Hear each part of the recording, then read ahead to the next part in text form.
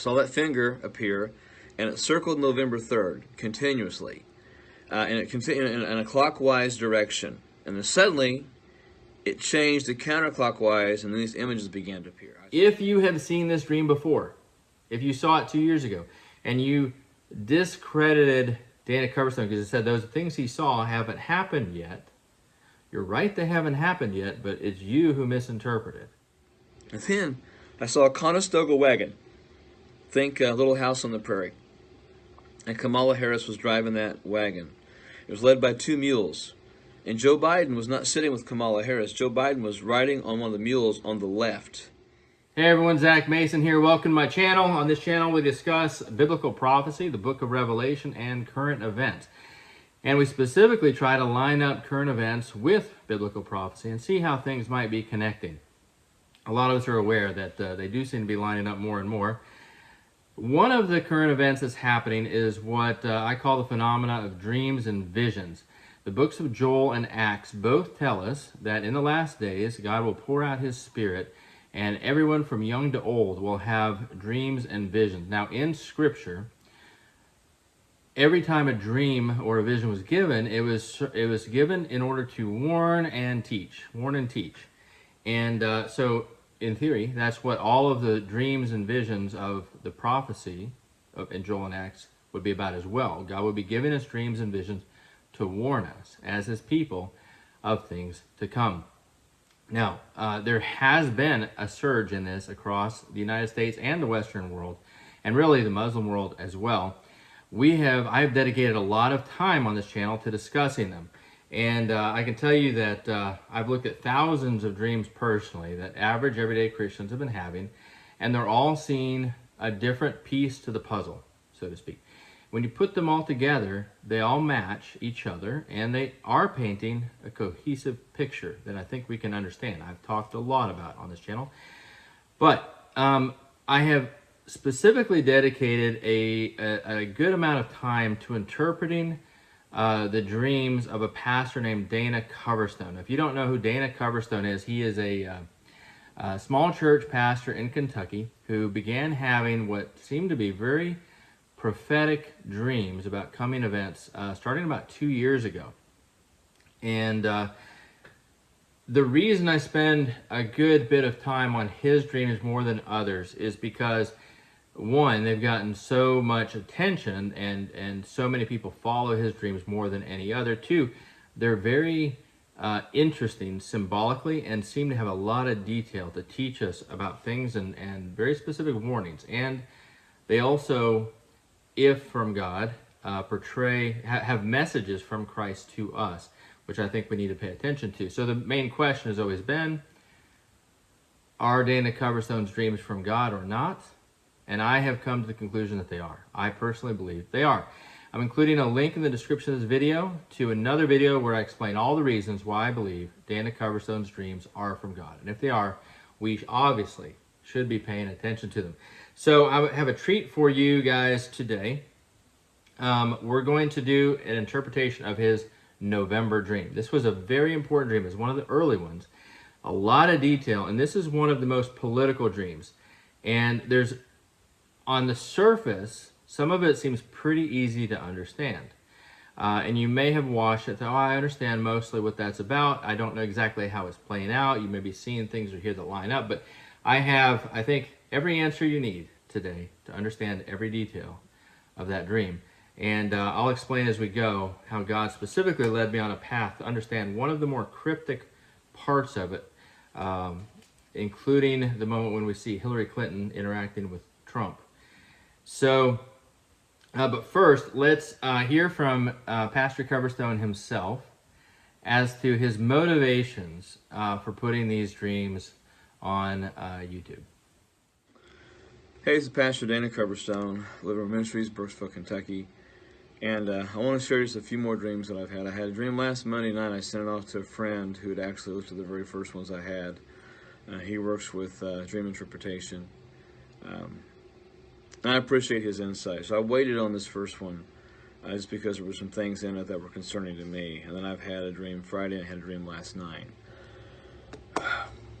I believe the dreams I'm having Sometimes they're metaphorical. I believe some of these things are literal, and I'm seeing them happen, just like I saw with the coin shortage. Um, we're seeing the spike in suicides. We're seeing some religious leaders come under attack because of things that they've allowed to be in their lives. So I'm just gonna what I'm gonna start doing from now on is I'm just gonna type them out. I'm gonna read through them, and you can do with them what you will. I'm not trying to cause a scene, a problem. I'm not trying to gain notoriety. I'm not trying to just keep having dreams. I'll be honest, if I had my way, I'd really rather not have another dream, because all the stuff it causes and the people it changes their attitudes and their opinions towards me. But I believe God is shifting who I am as a pastor, not into prophet at all. I still do not consider myself a prophet. I believe I'm a watchman. And the watchmen on the wall say, hey, folks, there's troops coming this way. They're bringing the artillery this way. Heavy movement coming, So that's kind of how I feel that I am right now. I'm still in uncharted territory, still trying to figure it out, because these things weigh heavy on me. So I'm just going to read what I've had, share with you. And I'm reading it so I don't add into it. There's a lot of accusations about, well, I'm doing this and doing that, and I don't want to also try to interpret things as well. I'm just going to tell you what I saw in the dreams. Yeah, so as you can see, Dana Coverstone seems like he really doesn't want to be sharing these dreams. He doesn't want to be having these dreams. And that is one of the strongest indications that he's not making these up, that he really is having these dreams. You can tell by his demeanor and his emotion that he's almost dreading, in some ways, having to put another dream online, but he feels compelled to by a moral obligation to warn people, because he feels like God is warning him. So the idea that he's faking it is really, I think, debunked, unless he's a really good actor, right? Unless he's just a superb performance artist, I don't know how you can fake that kind of emotion. So he's having these dreams, in my opinion. And everyone I know that knows him vouches for his character, says he wouldn't lie as well. So the question is are these dreams from God, or just random fabrications of his mind? With the amount of detail and symbolism here, that all seems to tell a very interesting political story, I don't think it's his mind creating this. I do think that these are from God. But let's go ahead and hear the start of the dream. Monday night, August the 17th, I dreamt I saw a calendar month in November. It was bent, it was torn, it was dirty. So he saw a calendar page, month of November. First question you have to ask yourself is, which November? I believe that this is firmly established as November 2020. For one reason we'll look at in a minute. And you may say, well, then why are we worried about this dream? How does it apply anymore? That was 2 years ago, or almost 2 years ago. It does apply. It applies to today. It may apply to this fall. It may be a little further in the future, but we're going to look at why. But specifically, this calendar page, he did see November 2020. That does not mean that all the images and scenes that he saw had to happen in that month. It meant that there was a special date to pay attention to in that month, and it has a characterization. So he says this calendar page was bent, torn, and dirty. Bent, torn, and dirty. All descriptions of corruption. Okay, November 2020 was a month of corruption, and the 2020 election was a corrupt election. Most of you understand that. Know it. If you don't, I guess you just need to do a little more research. But it seems pretty fairly established at this point. But that description of the calendar is pointing to corruption. I saw trees in the backgrounds that were leafless, but there were a few trees that still had scarce amount of leaves on them, and they had turned. The leaves that were still on those trees had turned like it was about to rain.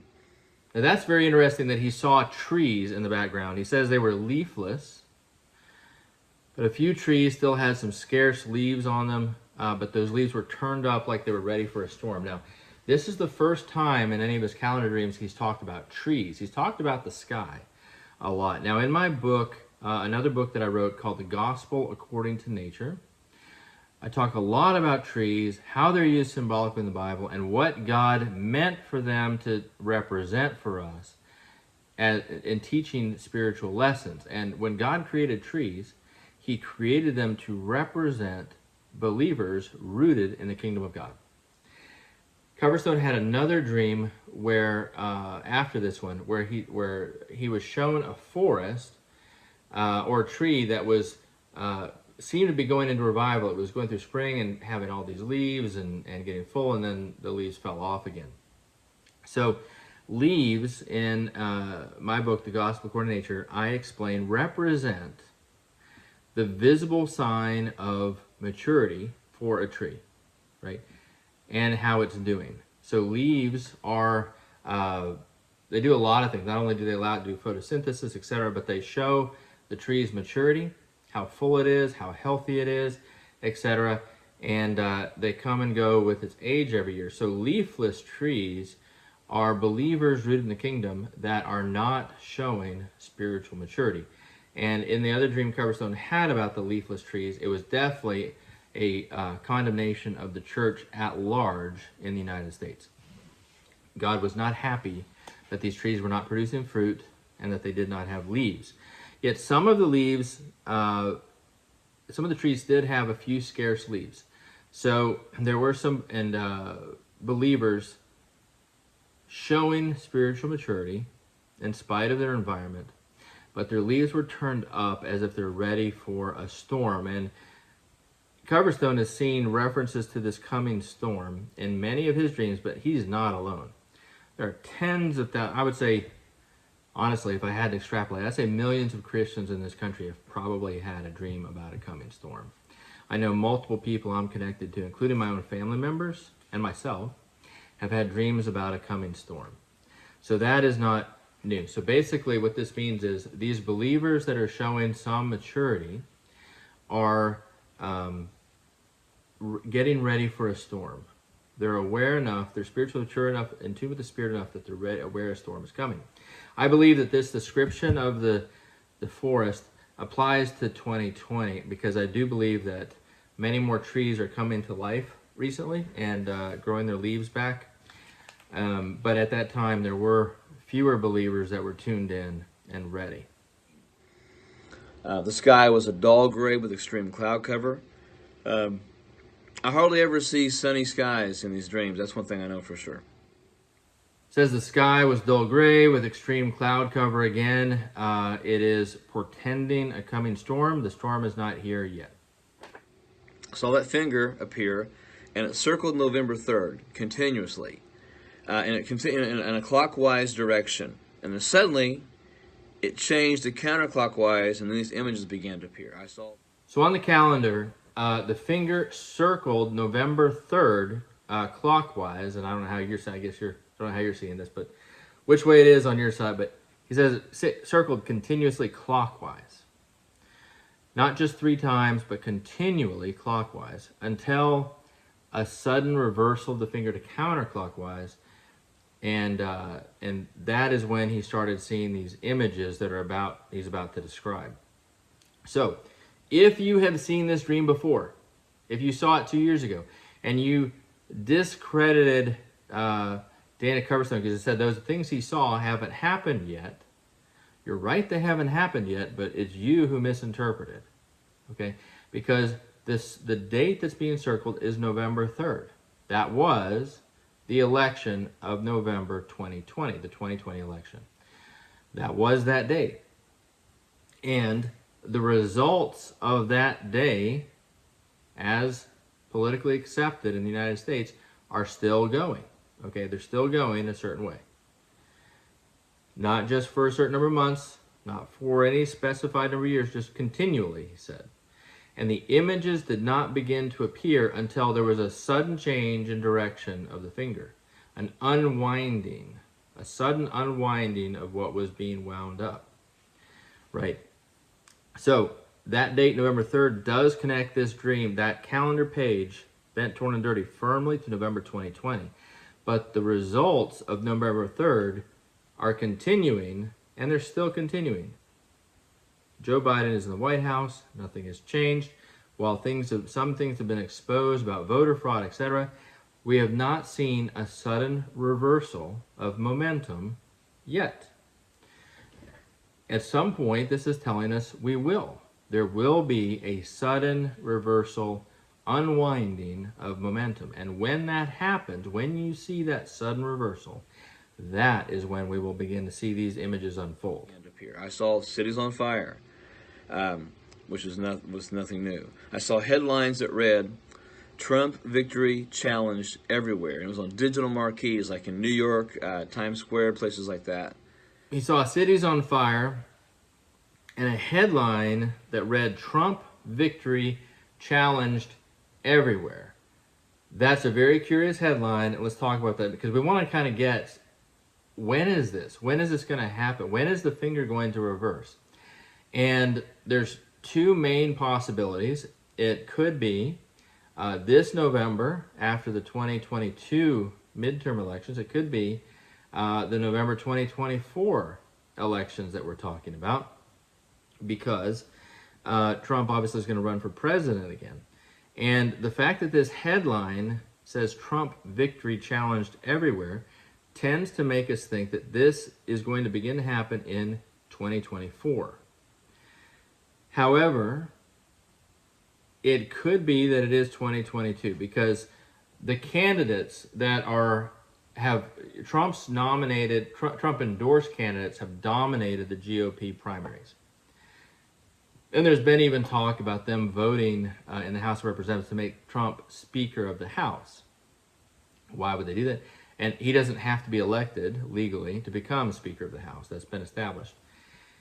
This is a little far-fetched, and he said he doesn't want that position, but he could, because then if the House and the Senate were Republican-controlled and they voted to impeach Joe Biden and Kamala Harris, the Speaker of the House becomes the next president. It would be a way to put things right. However, I'm not sure that's valid. So there's a third possibility. We just saw the Mar-a-Lago, Trump's home, raided by the FBI, which could be related to this. We're going to talk about why. And it's very probable that he is about to be indicted.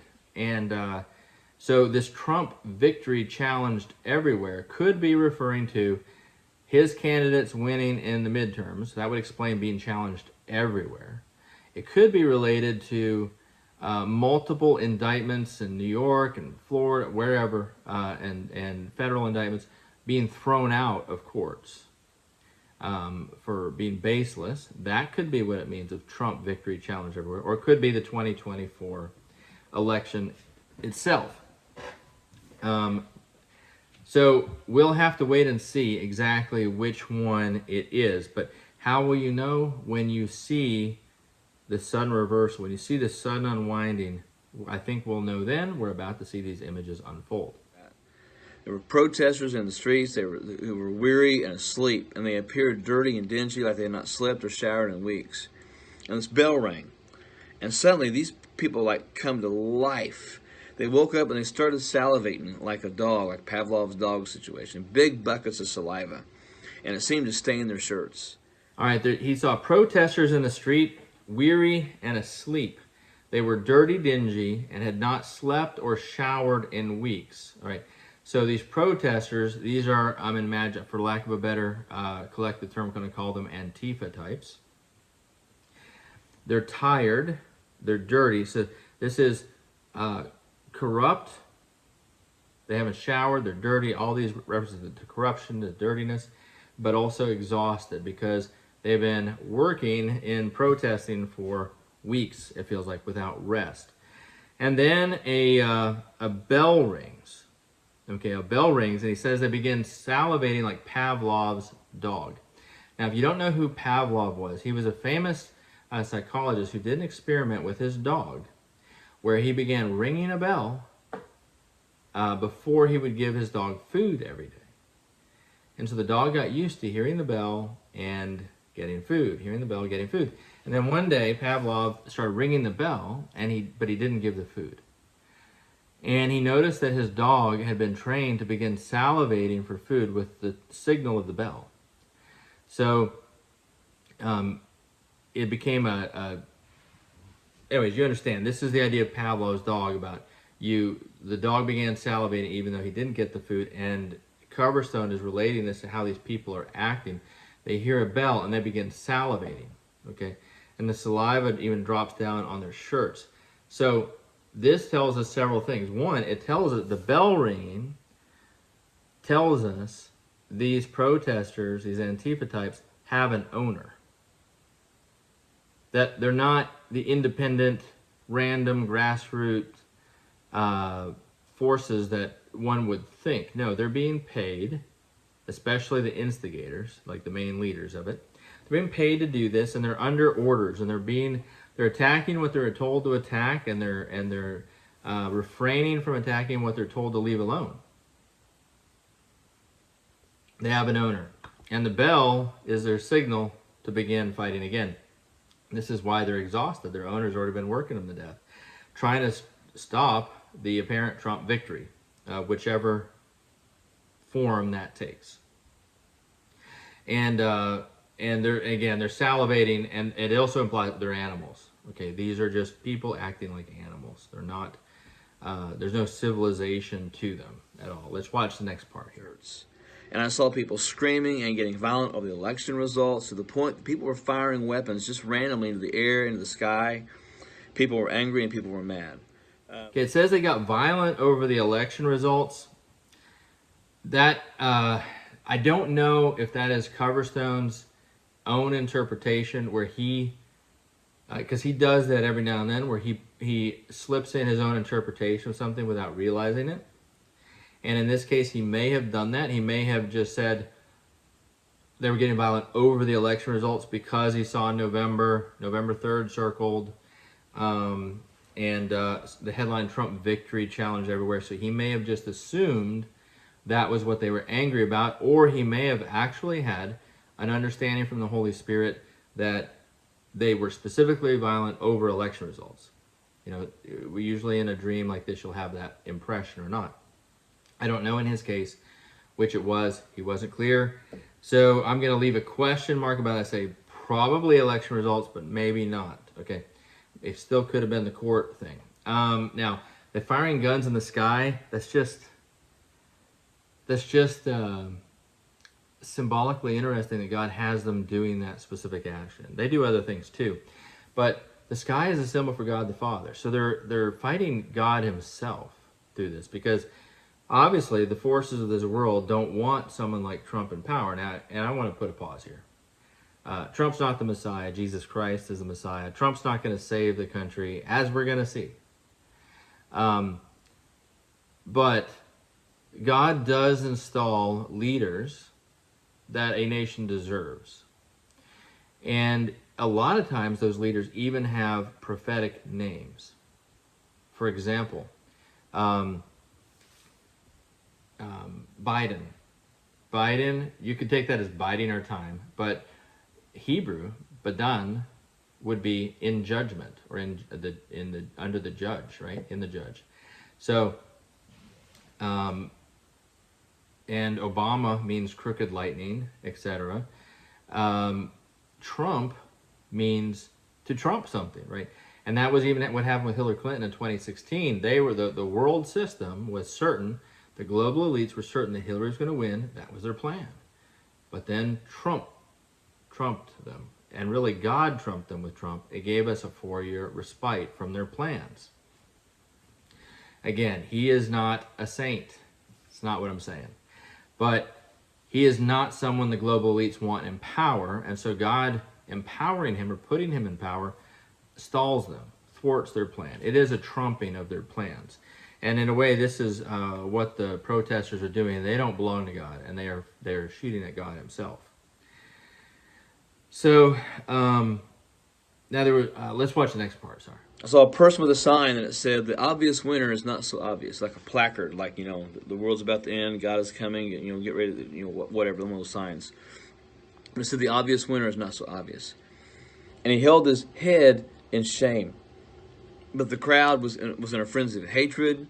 They were even hitting each other with their signs and their banners and their wrath. And I saw more cities with pillars of smoke over them, like the wild firestorms in in California right now. I saw crumbled and burned out buildings in Washington, D.C., not monuments, but businesses and commercial real estate. All right, there was a person with a sign that said the obvious winner is not so obvious, and he hung his head in shame.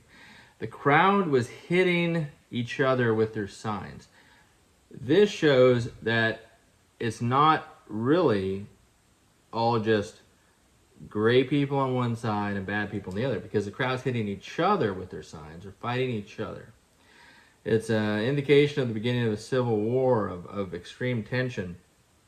Well, we already have extreme tension, but you know what I mean. It's starting to get more and more physical. And it shows that there's two sides that both are getting violent, not just one. And we as Christians need to stay away from that violence. And I think this is why the sign says the obvious winner is not so obvious. So why is he saying that, and why is there shame? Well, because of the previous headline said Trump victory challenged everywhere. That means that the obvious winner here has to be Trump, okay? Trump or Trump's people. And, but it's not so obvious why. Well, one reason could be because of all these challenges. Where are they being challenged? Well, it's going to be legal challenges in court. So there could be a lot of fake news, and well, there will be a lot of fake news stuff put out there that would cause people to doubt whether the obvious winner was actually the winner. Another way to look at it is, if the obvious winner is Trump, but the result is all this chaos and buildings being destroyed and a beginning of a civil war in the United States, then did the new president really win? Right? If the country is fragmented and destroyed as a result, did he really win? And I think that points more to this man holding his head in shame because he's sad for his country. Just because there was an election victory doesn't mean the country has won. So he notices fires everywhere with pillars of smoke in the cities. This is talking about large levels of destruction. We don't have that going on currently. We did a couple years ago, but we do have a lot of killing in the cities right now, which goes back to the vultures Coverstone saw in another dream. But we don't have this destruction, rioting, burning that is been happening. We don't have it happening right now. So, but leading up to this, we will see that again. And he specifically says, crumbled, burned out buildings in Washington, D.C., the nation's capital. But he specifies that not monuments, but businesses, commercial buildings. So that would seem to be probably a literal thing. Probably going to see businesses and commercial places burned down in D.C. Also gives us a hint that the economy is going to be tanking and really hurt at this time. But that the structure of the government, at least at this point, the monuments will still be in place. The Constitution, well, you understand, the Constitution has kind of been shredded, but our system of government will still be in place. That hasn't been devastated yet. Headlines declared that rebuilding would take time and trust would take even longer, and government could not do it in a timely fashion. And that's when I saw a Treasury official who's in the Treasury Department right now wink, like as almost as if he was looking at a camera on TV. Big smile, open mouth, wink with right eye, and held it closed, and just kind of, almost like a sarcastic type thing. Headlines say rebuilding would take time, and trust would take even longer, and the government could not do it in a timely fashion. Then he saw a Treasury official who was in power at the time of his dream wink like this, going, like, I don't mean what I just said. We're saying this, that the government cannot fund this, can't fix it, but in reality we could, we just don't want to. That's what the wink implies. Who is this official? Well, it would have to be Steve Mnuchin. Steve Mnuchin, because he was the Treasury Secretary under Trump, and he's also very connected to Goldman Sachs and the global elites and the Federal Reserve. He's also Skull and Bones. He's also a member of Skull and Bones. Trump is not. Steve Mnuchin is. That's important. The Skull and Bones connection we're going to see is much more important than I think we would have realized before this dream. But we're going to talk about that in a minute. Regardless, this is a very destructive thing for him to say. And I don't know that if Trump is coming back as president in 2024 or whenever this happens, it doesn't mean that Steve Mnuchin will be in office then. He is and will continue to be, as long as he's alive, part of Skull and Bones and part of the financial governing elite of this country, and he's representative of them. He was in power at the time of the dream, so he's the one who was pictured, and he's representative of them. It doesn't mean it has to literally be him in the Treasury Department when this happens. He could be, though. One frustration I've had with Donald Trump is that he tends to not realize who some of the traitors are that are smiling at him in part of his own government, his cabinet. But this is something destructive to tell people, boy, it's going to take a while to rebuild, and trust, it's going to take even longer, and we really can't do it. I mean, that's the last, you don't want to say that last part if you're a leader. You want to say, and we're going to do our best to do it as fast as we can. That's how you reassure people. When you say the other part, when you say, and government can't really do it in a timely manner, you have just destroyed the country a lot. You've taken away people's hope. And you're increasing violence with that kind of a statement. It's really terrible. All right, let's watch the next part of the dream. And then I saw a Conestoga wagon. Think Little House on the Prairie. And Kamala Harris was driving that wagon. It was led by 2 mules. And Joe Biden was not sitting with Kamala Harris. Joe Biden was riding on one of the mules on the left. On the far left, so to speak. So he sees a Conestoga wagon, and Kamala Harris is driving it with 2 mules. The Conestoga wagon is a symbol of civil war, and she's driving this wagon. So she is being indicated as the one driving us intentionally towards civil war. She's the one driving to make this happen. There's 2 mules, and Joe Biden is not driving the wagon, and I don't think that surprises anybody, right? But he's riding one of the mules. These mules are important to understand. What is a mule? A mule is not a donkey. A mule is a horse that is inbred with a donkey. So it's the offspring of a horse and a donkey. What do horses represent symbolically? Well, think soldiers, police, mounted police, cavalry soldiers. So a soldier is a symbol of a hero that protects and serves. The donkey is a symbol of the Democrat Party on one hand, or it's just an ass. Okay, whatever. Sorry, whatever you want to, however you want to characterize it. But for me, I'm seeing the mule as a symbol of 2 groups that are supposed to be heroes, law enforcement or military, that have been mixed with the Democrat Party. They've been inbred with the Democrat Party and are now pulling this wagon towards civil war. And I believe those 2 mules are either the FBI and the Department of Justice, or the FBI and the CIA. The FBI is definitely one of them. It is supposed to be a stallion. The FBI is supposed to be a stallion, a horse, a full-bred horse, but it's not. At this point, it has been completely politicized and mixed with the Democrat Party, and now it's a mule. Relentless, stubborn, a workhorse. You know, it still works and pulls the wagon. The other one could be the Department of Justice, could be the CIA. Because of the Skull and Bones connection, I'm going to go with CIA. That's what I think it is. All right, let's watch for the next part, so to speak. And her side, there was a mechanical box that would trigger dynamite, like you would see in the Wile E. Coyote movies, you know, or cartoons where they push down and it blows up. It was in an upright position, though, like the trigger. And then the wind started blowing the wagon covering back, and it revealed several cases of like what I would consider to be Civil War type cases of dynamite. That era, the late 1800s, 1860s, 1870s. So Kamala Harris has a box with a mechanical lever to ignite dynamite, and then the wind blew up the cover to reveal cases of TNT. So the Holy Spirit is symbolized by the wind. The Holy Spirit is going to supernaturally reveal Harris's plans to us before she's able to complete them. And most of it was in cases, stamped dynamite. There were some loose ones in an open wicker basket which didn't fit the timeline, but it was there.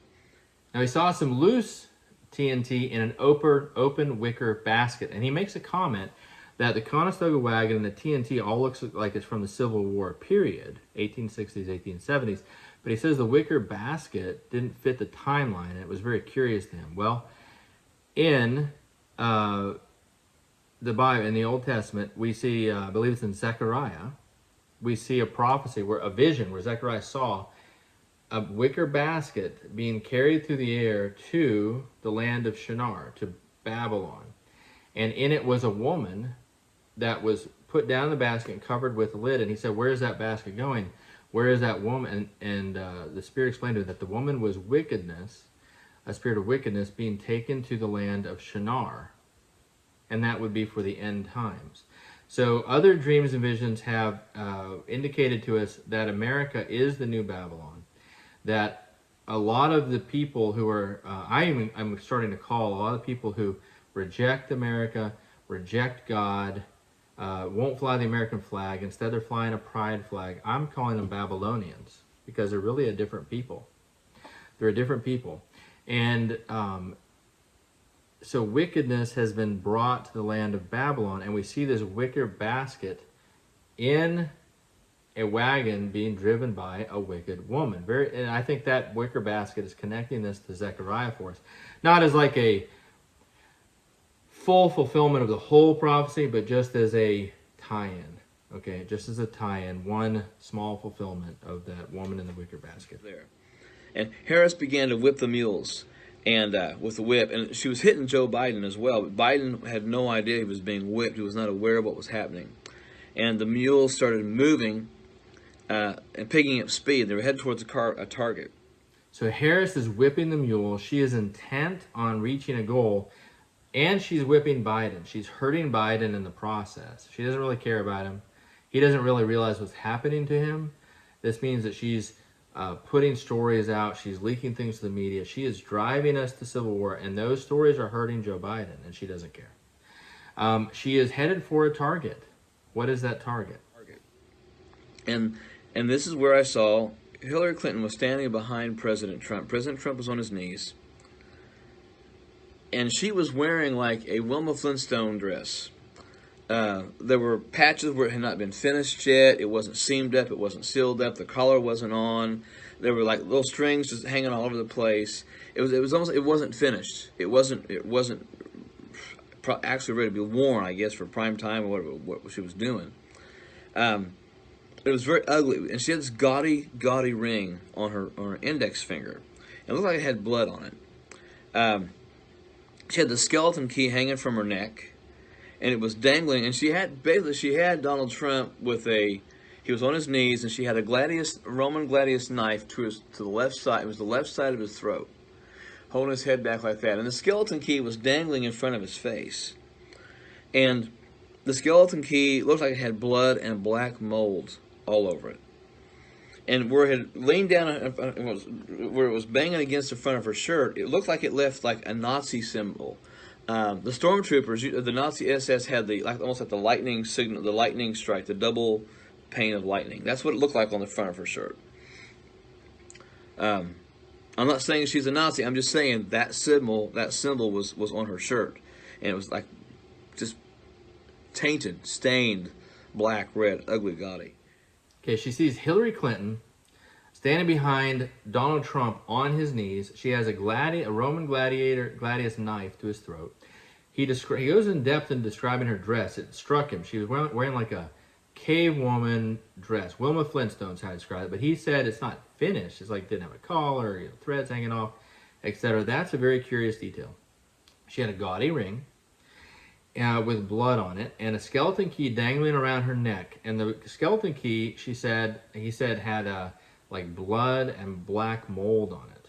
And as she was laughing, she was kind of giddy, and as it's dangling in front of Trump's face, hitting her shirt, this caveman outfit, or cavewoman outfit, and it's staining with the blood and mold an SS symbol, a Nazi SS symbol.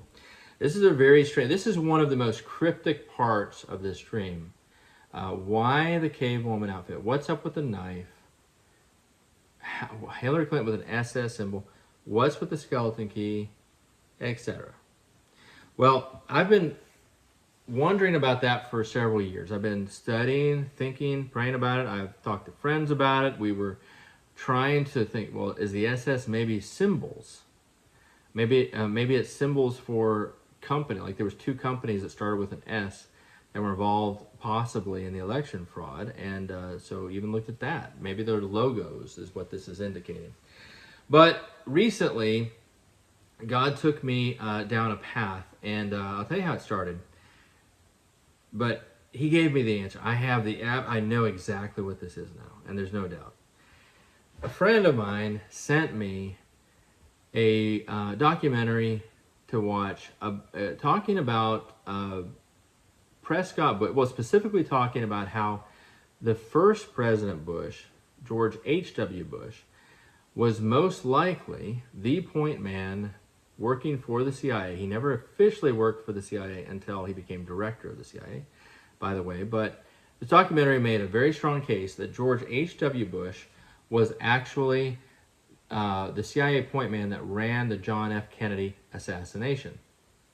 That may shock you, but as I watched and the evidence was laid out, it struck me. Now, George H.W. Bush's father was named Prescott Bush. Prescott Bush was a big skull and bonesman who joined with another skull and bonesman, prominent one named Harriman. Together, they formed a bank in New York City that processed funds for the Nazis during World War II. In other words, Prescott Bush was literally funding the Nazis during World War II. And the FBI at the time, which apparently was more pure and still dedicated to principles of law enforcement, raided and confiscated the bank. They confiscated the bank during the wartime because it was connected to Nazis. So we have a connection to the Bushes and the Nazis, and I know Republicans have been accused of being Nazis for a long time. But generally, obviously, most of us who have voted Republican over the years are not. You know, we love all people. We love all races. We love the Jewish people. We love God, and this couldn't be further from the truth about us. But I'll say the Bushes apparently are very connected. Prescott Bush was funding him. His bank was confiscated. His son, this documentary points out, is also Skull and Bones, George H.W. Bush, and was probably the point person for the CIA doing this. Well, why didn't the Democrats expose that later? Well, because Lyndon B. Johnson was also involved. Lyndon B. Johnson directly benefited from John F. Kennedy being assassinated. There's some great books on that. I've got one over here in my library. I could point you. The title's a little not fresh in my head, so I won't cite it. Maybe no. If you want to message me for the title, I can send it to you. But that book does establish pretty well that Lyndon Johnson was the political instigator who launched it in conjunction with certain people in the CIA. Lyndon B. Johnson had a personal assassin. He had a man connected to him that killed about 8 people surrounding Lyndon Johnson that were hurting him over the years. And this assassin's fingerprints were found at the top floor of the book depository later. They were also found on a rifle where there was a district attorney at one point investigating Johnson for voter fraud before he became president, back when he was a senator. And this district attorney was found in Lyndon B. Johnson's driveway, shot in the back of the head with a rifle, and they ruled it a suicide. Well, this same assassin's fingerprints were on that rifle. And guess what? That assassin was a bonesman, Skull and Bones, who graduated in the same class as George H.W. Bush, and they were friends. And there's a photo with both of them standing there, right? So you've heard talk perhaps recently of the Uniparty. And this is the Uniparty. Democrats and Republicans together, the elite of both, are together to some large degree. But specifically, the Skull and Bones, what I have understood is that Skull and Bones runs the CIA. The CIA doesn't work for the President of the United States or the people. They basically work for Skull and Bones. When you become Skull and Bones only exists at Yale. They choose 15 members a year, And if you're tapped for it, you're guaranteed money and a job for the rest of your life. They protect each other. That's what it's about. And yes, it's a secret society, and these secret societies only exist at Yale. And of course, George W. Bush was also a bonesman. So was John Kerry, who ran against Bush, right? And I could go on and on about that for a long time, but something that needs to be said also is that Skull and Bones has been said that it was the American chapter of the Thule Society in Germany. Thule Society is spelled Thule. Thule. Thule Society. The Nazi Party came out of the Thule Society in Germany. The SS specifically came out of the Thule Society. They're the ones who launched them. So Skull and Bones are Nazis. They may not be doing, concentration camps right now, but it's the same philosophies. They hold those in secret in the United States, and which is very sad, because I've wanted to believe better of many of our leaders, especially the ones I tend to vote for, and I've been corrected. I don't think I think we're right to be suspect of all of them at this point. But so how does this relate to what we're talking about here, with this image of Hillary Clinton and Trump on his knees? Well, guess who else is a member of Skull and Bones? Hillary Clinton. When she attended Yale Law School in the 70s, Skull and Bones did not admit female members. 1991, right before she became First Lady, is the first time they admitted females to the group. And more than likely they did it to admit her because they needed a Skull and Bones person in the White House at all times. It's about control. So in 1991, they made her an honorary member of Skull and Bones, and it was a news story. This isn't like conspiracy there, it's in the news. They had a ceremony, a public ceremony doing it. So you can look it up yourself. So she is part of Skull and Bones. Skull and Bones is connected to the Thule Society, which is SS. So she is a Nazi. So are the Bushes. Both parties. The global elites are all basically Nazis. Of whatever party they say. And so now, here's where this symbolism comes in, is that several, I don't remember exactly how many years ago, but it wasn't too long ago, a couple of Yale students successfully filmed one of the initiation ceremonies to Skull and Bones. Because every year during the initiation ceremony, people have reported hearing screams coming from behind the Skull and Bones tomb, their building, but no one's ever investigated. No one knew what it was. They thought it was just some crazy ritual. Well, these two students set themselves up on a building and actually filmed it. And what they observed in the film was a man dressed in a caveman's outfit, in the outfit of a barbarian, and he's referred to within Skull and Bones culture as the barbarian. In fact, they all set their watches back 5 minutes and call the current time barbarian time. The image of the barbarian is important to them. But anyways, this barbarian, the man the student in the caveman outfit, which is a very rough outfit, matching the description of Hillary's in this vision, held a knife to a woman's throat while she was on her knees. And then the initiate, the new student that was going to become a member of Skull and Bones, had to go forward and kiss a skull, meaning they're kissing death. And as soon as they kiss the skull, the woman is killed. Like the knife is slit across her throat, and she screams and dies. This is the ceremony. Now, to put your mind at ease a little bit, and no one has alleged that Skull and Bones are actually killing women. They think that she's a paid actress or a voluntary actress, but that they're just imitating this, that they're not actually doing it. So let's not go off on tangents with that. Regardless, that is the ceremony. But in this case, Clinton is giddy because she is intending to execute Trump.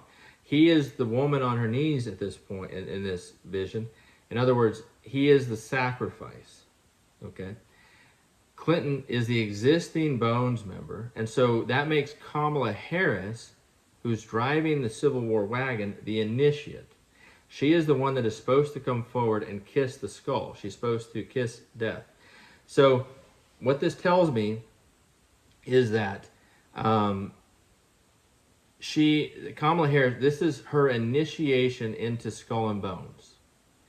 She wants to be president, and the Skull and Bones CIA network is saying, you want to become president, you have to become one of us for us to trust you.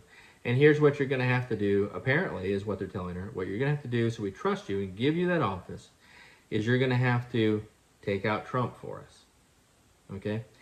And her first method to do it is by driving these mules towards him. She's trying to use the politicized intelligence agencies and law enforcement agencies of the federal government to prosecute and persecute Trump, to put him in jail. Okay, that seems to be what they're intending. And, or maybe even they're trying to, who knows, maybe they're trying to go for execution. I don't know. But this is the initiation ceremony. All right, let's watch a little bit more. And the wagon starts picking up speed, and they're headed towards this, Hillary Clinton's holding Donald Trump. And Hillary's face was giddy. But next to her leg, there was like an animal trap. A large, like a bear trap.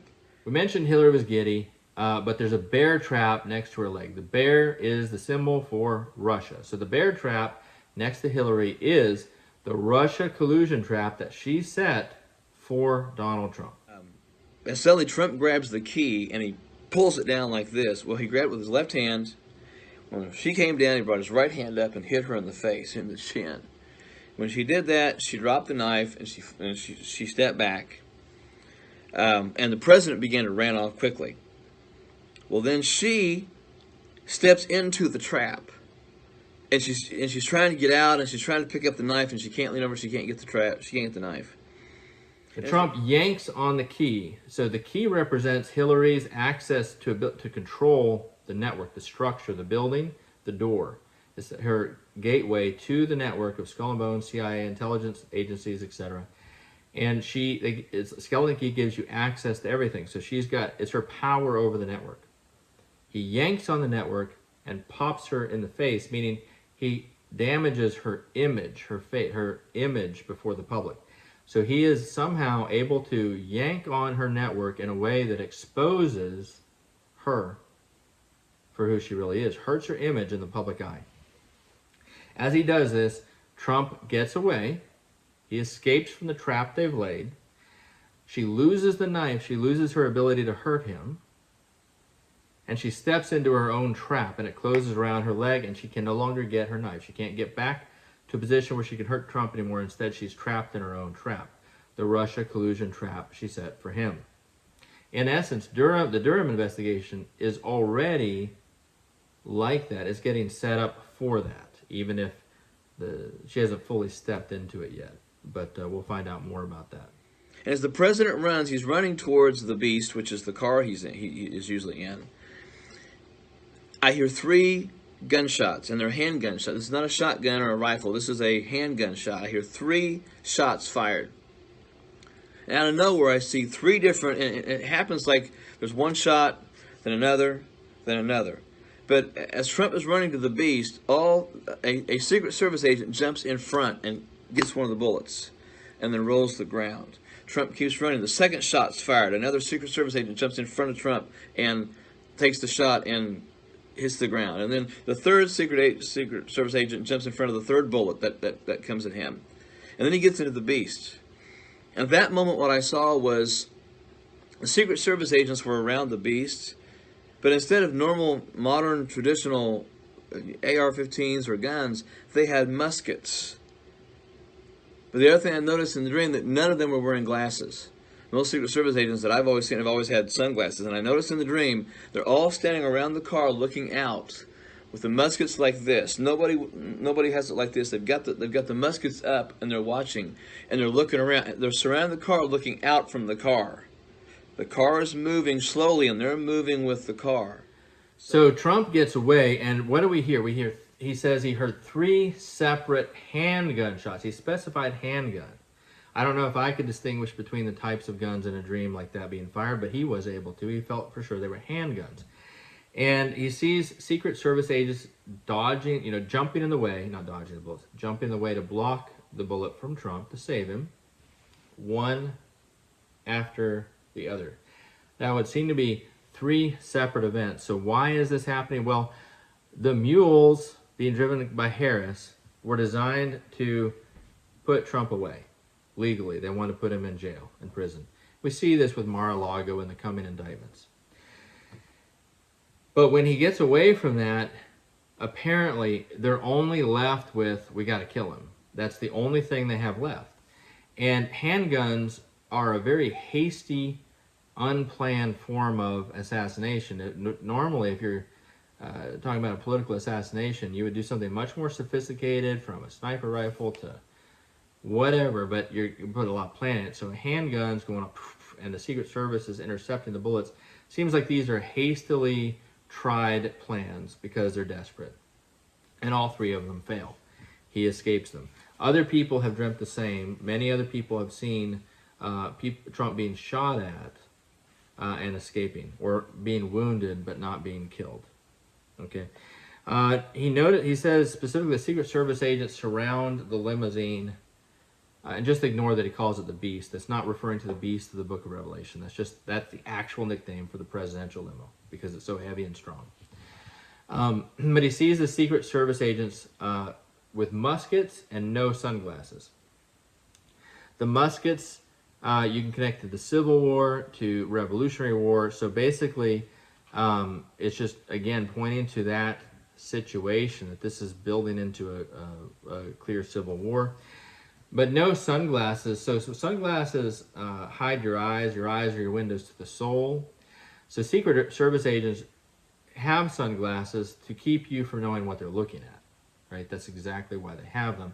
They want to seem professional, cold, unbiased, in control, intimidating, etc.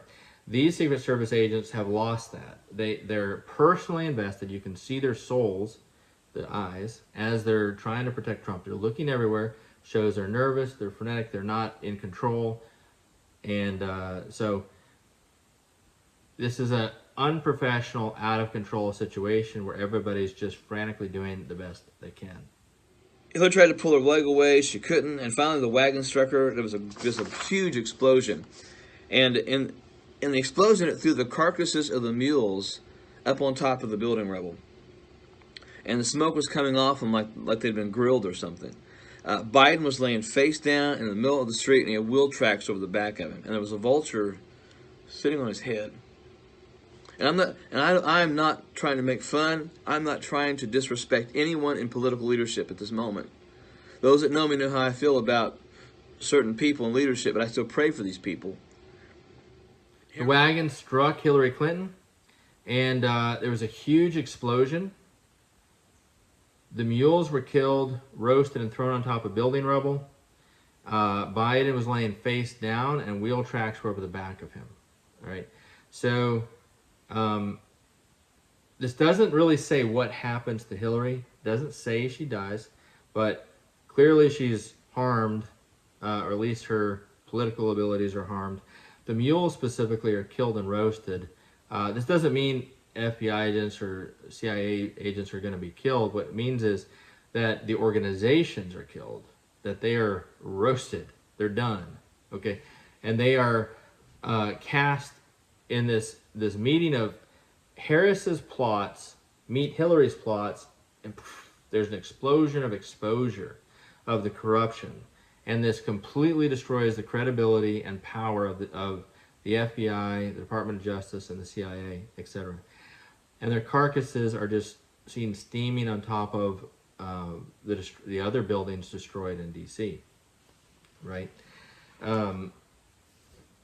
Now, this is indicating Biden has passed away, and because he saw a vulture sitting on his back. But curiously, there's wheel tracks over his back. So there wouldn't be wheel tracks if he had died in the explosion. In other words, the wagon ran over him right before the explosion. So that means that before the massive, blow up, we could expect, if this dream is from God and it plays out this way, we could expect him to pass before the final culmination of this moment. Harris was crying in disbelief, and her tears looked like they were the size of quarters. It was almost like she was crying quarters. The tears were as big as quarters, and it appeared like they looked like quarters coming out of her eyes. All right, Kamala Harris, he sees her crying quarters. This is very interesting detail. Quarters in American currency are cheap, but they do bear the image of George Washington himself. They also remind me of silver coins, the silver coins that are used to buy a slave in the ancient world, and the silver coins that were used to betray Jesus and also to sell Joseph into slavery. So I believe that these quarters she is crying are representing multiple things at the same time. She apparently paid some price to get this right, to be able to become president, to become part of their network, the Skull and Bones network, to have this protection, this provision for the rest of her life, be a permanent member of the global elite. And she's lost it because her plan was thwarted, and it actually destroyed another member of the global elite, Clinton. So she is weeping about her lost opportunity to become president as everything's been exposed, and she's weeping out her price of betrayal, her literal, and they're burying the image of Washington, and yet they're cheap, they're quarters. So she paid a cheap price to try to acquire Washington, and now she's lost it, and she's crying it out. There was a huge hole in the ground. Buildings were collapsed. And then I saw the church. There was a separation line, and there was no middle ground. No middle ground left. As the sides literally, but I guess in the dream, at this time of the dream, sides had to have been taken. Then he saw the church, and in the church there was no middle ground. Right now there still is some middle ground. It's getting so that there's not. Christians are kind of separating into two camps and a lot of issues. And as you're watching this, the gospel isn't about politics. Politics is about human leaders. And it's really not relevant. I mean, God is our king, and he's an authority. He's authority over all of us.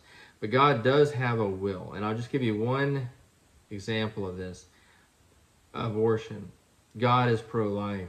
And we're not claiming him for our side if we're pro-life. We are declaring that we are pro-life because we know he is. The reason I'm pro-life is because I believe and know that God is, and I'm trying to align myself with him, not the other way around. I'm not claiming him for myself, trying to give my arguments more power.